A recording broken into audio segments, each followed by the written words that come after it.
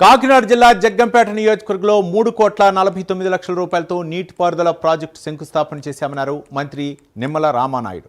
దీంతో 3,500 ఎకరాలకు ఆయకట్టు స్థిరీకరణ జరుగుతుందన్నారు.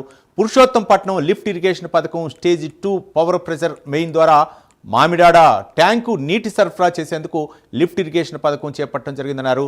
జ్యోతుల పాపారావు నీటిపారుదల పథకం మంజూరుకి జ్యోతుల నెహ్రూ సీఎంని కలిసిన ప్రత్యేకంగా విన్నవించారని గుర్తు చేశారు.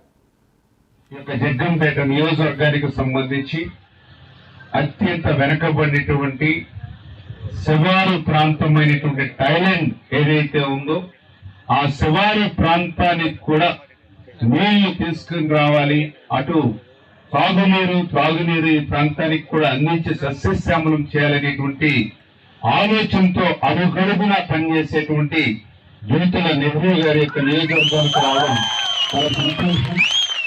ఎందుకంటే నేను కూడా రాజకీయాల్లో జ్యోతుల నెహ్రూ గారిని ఎప్పుడు కూడా ఒక స్ఫూర్తిగా, నేను ఒక పని చేసేటువంటి వ్యక్తిగా, ఒక నిర్భయంగా ఉన్నది ఉన్నట్లు మాట్లాడేటువంటి వ్యక్తిగా, అభివృద్ధిని ఎట్లా చేసి చూపించాలో తెలియజేసేటువంటి వ్యక్తిగా మరి గత ఎన్నో సంవత్సరాల నుంచి నేను చదువుకుంటున్నటువంటి రోజుల నుంచి కూడా జ్యోతుల నెహ్రూ గారిని కూడా నేను చాలా దగ్గర నుండి గమనించడం జరిగింది.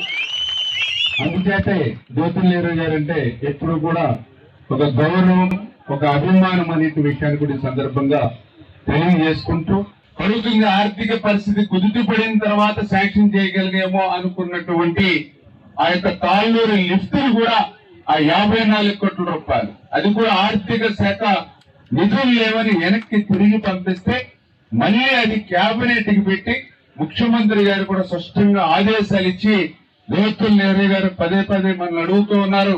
సీనియర్ నాయకుడు, ఆయనకి నియోజకవర్గంలో ఆ యొక్క తాళ్ళూరు లిఫ్ట్ అత్యవసరం అంటూ ఉన్నారు, అది కేబినెట్ కి తీసుకెళ్ళండి అని మరి చంద్రబాబు నాయుడు గారు కూడా స్వయంగా చెప్పారని అంటే జ్యోతుల నెహ్రూ గారి మీద ముఖ్యమంత్రి గారు